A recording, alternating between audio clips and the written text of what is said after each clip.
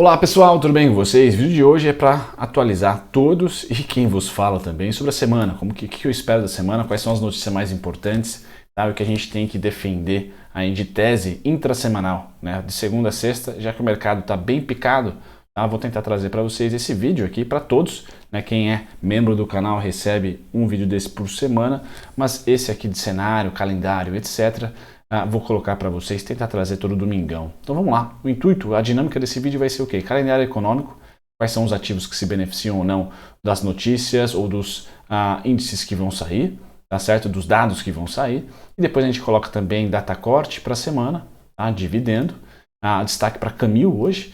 E a gente dá um overview aqui eu vou fazer um overview de commodities, petróleo, minério de ferro, índice dólar, tá? Curva de juros americana, VIX, curva de juros brasileira, e a gente termina o vídeo por lá. Certo, pessoal? Vamos lá, começar aqui com o calendário de segunda a quarta, o que é importante pra gente aqui, ó. Tá? Feriado amanhã norte-americano, Memorial Day, é o start lá do verão americano, então não vai ter pregão, o que corrobora para um pregão morno, tá? Mais morno ainda porque o mercado vai estar à espera do PMI. Então acho que PMI chinês, que vai ser divulgado às 23h30, tá? A gente tem uma sequência de PMI chinês na segunda-feira, o industrial comum, e depois o Caixin, tá? Na terça, os dois fora do horário de pregão. É importante você de minério de ferro, tá? Então acho que segunda-feira vocês e a bolsa como um todo ficará morna, tá? Agora na terça, o setor que pode ter maior volatilidade, na minha opinião, é o setor de mineração, tá? Se vier um PMI fraco abaixo das projeções, PMI chinês, deve ter derrocada no minério de ferro, tá? Deve sair ali do 130 e para o 118, tá? Eu já vou trazer o gráfico dele já. Então, segunda e terça, pessoal, segunda morno geral, terça-feira bastante volatilidade, na minha opinião, para as mineradoras, tá? Tanto para cima, se vier acima, o PMI, como para baixo. Eu tenho a expectativa de vir para baixo, tá? Então pode ser que as mineradoras até acordem segunda-feira contentes, mas tendem a sofrer um pouquinho entre terça e quarta-feira, tá? Quarta tem o PMI americano, a gente começa a temporada lá de dados econômicos norte-americanos, que tem sim peso, pessoal, e vou colocar aqui 11 horas, aí sim, durante o nosso pregão, tem PMI industrial americano, tá? Importante olhar aí já na ótica de dólar fraco ou dólar forte, tá? Não dólar brasileiro, né? Porque nós temos uma dinâmica diferente aqui para o nosso mini dólar, por exemplo, do que o dólar index. Aqui é mais dólar index, tá? Curva de juros americana, dólar forte ou fraco. Então tem que olhar aqui para você que está alocado em estoques, tá? Eu que já vou anunciar uma parceira aqui, corretora gringa, para a gente operar estoques com corretagem zero, tá? Agora, a partir de quinta-feira começa a bateria muito forte de resultado, de dados, tá bom, pessoal? Então, nós temos quinta-feira pedidos iniciais de seguro-desemprego às 9h30, importantíssimo, e estoques de petróleo, importantíssimo. Tá? Então esse cara aqui tem que vir cheio de petróleo para a gente conseguir ter o melhor dos mundos, queda no dólar e queda no petróleo. Tá? E aí o Roberto Campos em junho tem reunião do Copom, vai vir tranquilão e a gente pode ter uma Selic ou uma pressão nos juros bem menor do que foi, sem dúvida nenhuma, em maio. Tá? Então o importante aqui mexe com energéticas, tá? E aqui novamente mexe com dólar forte ou dólar fraco. Aqui tese de ouro, tese de bonds americanos, renda fixa americana versus venda no S&P. Tá? Importante esses dados aqui. Na sexta é feriado chinês e em Hong Kong, festival do Barco Dragão. Tá? E na sexta também tem o payroll, importantíssimo, 9h30. Tudo isso, pessoal, corrobora com dólar fraco ou dólar forte. É um pouco, o Brasil um pouco imune, tá, ao calendário americano. O Brasil está mais sensível, na minha opinião, aqui, ó, segunda e terça, PMI chinês. Tá? As notícias americanas eu coloco aqui porque tem muita gente posicionada em ativos de risco lá. E é importante também para você, assim como eu, né, se for o caso, posicionado não em ouro. Tá? Porque a gente vai ter que olhar esses dados aqui e a depender desses dados, ouro ganha força, ouro não ganha força. Tá certo? Dados fortes econômicos norte-americanos, o ouro perde força. Tá? Dados fracos, o mercado vai crer e vai continuar com a tese de que, olha, o Fed não vai conseguir subir taxa de juros suficiente, tá? Porque a economia e a inflação vão arrefecer naturalmente. E assim o ouro ganha força, o yield continua fechando. A dinâmica desse vídeo vai trazer para vocês a curva de juros americana já. Mas eu destaco feriado na sexta chinês e principalmente, pessoal, nossa bolsa pode ter a semana ótima, independente dos Estados Unidos e as suas notícias, caso o PMI chinês venha acima do esperado. Tá? Então o fluxo de notícias chinês, tá, pode mais uma semana ser importante e aí todo mundo sobe aqui no Brasil, tá? Inclusive small caps. A agenda de dividendos, pessoal, tirando os bancos, tá? Todos os bancos têm as datas cortes aqui clássicas, né? Tirando os bancos eu colocaria a Camil. Então, a Camil, grande destaque, dia 1, Datacom, tá? Cerca aí de 7 centavos, acho que vai dar 5 ou 6 centavos no líquido, porque é um JCP, tá? A Camil que fez parte do Trading em Dias. Tá? Quem é membro do canal recebeu, eu não lembro qual semana, qual foi o final de semana que eu postei para vocês, mas a Camil por muito tempo, né, eu comentava, olha, somente a partir dos 7,70, tá? 7,77 para ser exato, 7,41, 6,63, 5,86 são pontos de fim de ciclo de queda. E a Camil faz parte daqueles setores defensivos para um momento de inflação e de menor crescimento, tá? Porque ela vende produtos básicos, tá, de consumo básico e não luxuoso, então tende, assim como o açaí, por exemplo, né, no setor de varejo, tende a performar bem, tá, durante períodos de baixo crescimento econômico. Então a Camil foi muito bem aqui, né, no 7,77, tá, e eu só tenho um alvo para ela em 10,36, 9,84, tá, 10,72. Se ela vai vir antes para todos os pontos meus aqui em verde, melhor, senão ela vai direto e reto para a região em amarelo. Certo, pessoal? Então, Camil, bem legal. Se você quiser ser membro, dá uma olhadinha naquela barrinha do canal aqui de Seja Membro, certo? Bom, vamos começar. Peço perdão pelo barulho aí, pessoal. Vamos começar com o petróleo. Então, o petróleo vocês vão ver que é o único gráfico das commodities que está subindo. Aliás, o único gráfico que eu vou mostrar que está subindo. Tá? Então, petróleo para a semana, pessoal, eu acredito que ele vai ser pressionado até quinta-feira. Tá? Pressionado a que preços, pessoal?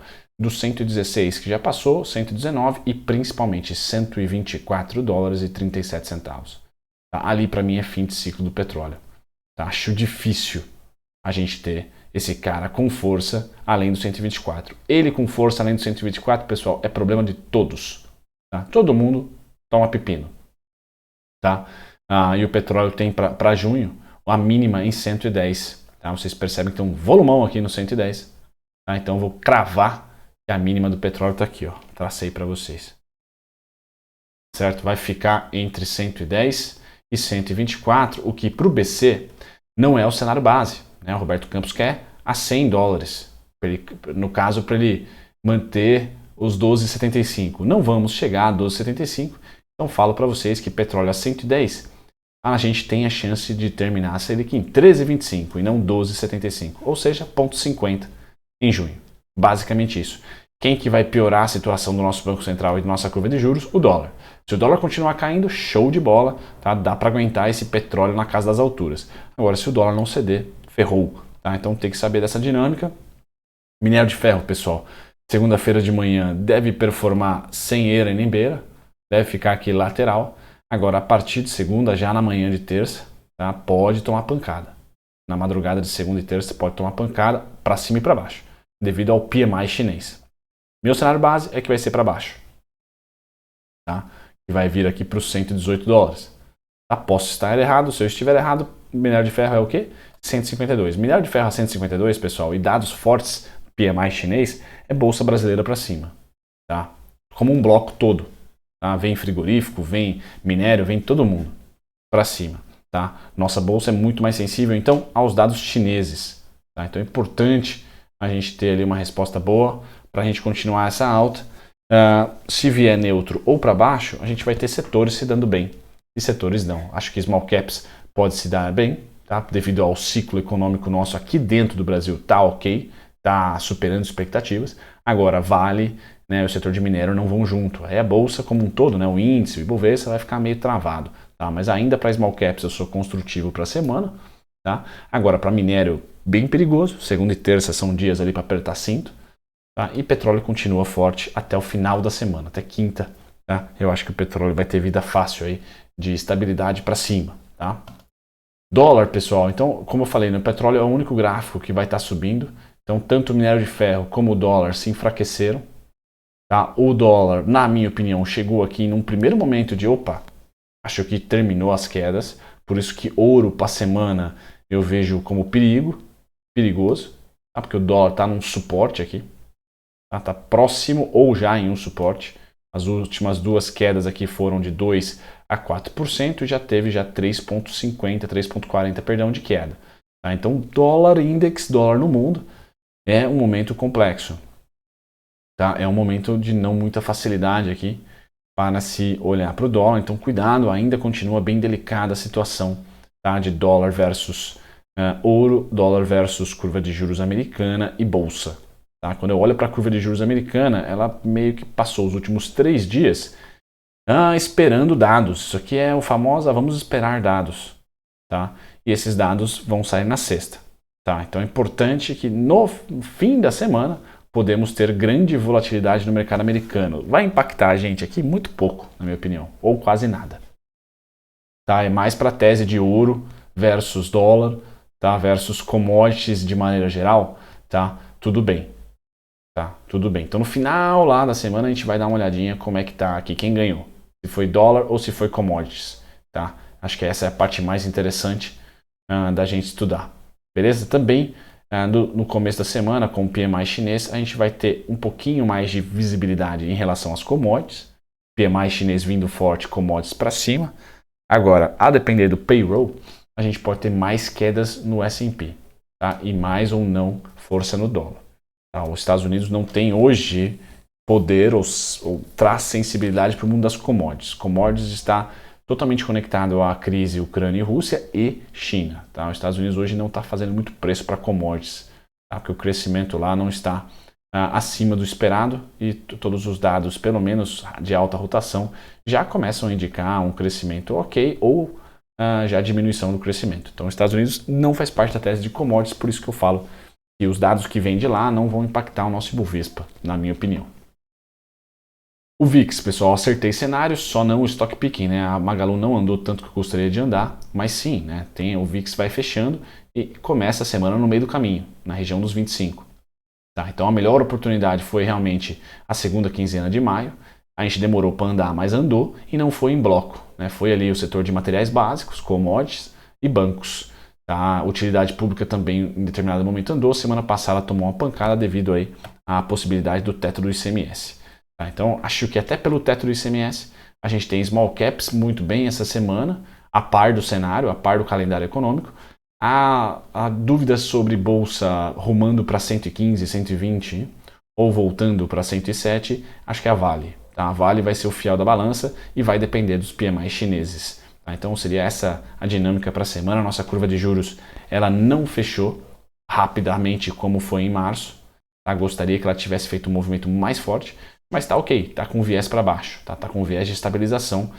O petróleo pode trazer uma certa problemática aqui para ela. Vamos supor que o petróleo vá a 124 já essa semana. Tá? Então a curva de juros vai ficar pressionada se o dólar não romper a casa dos 4,60. Se o petróleo andar para cima e dólar para baixo, eu acho que a gente vai ter a curva de juros fechando naturalmente até a curva longa, né? Até a ponta aí dos 11,75 pelo menos. Beleza?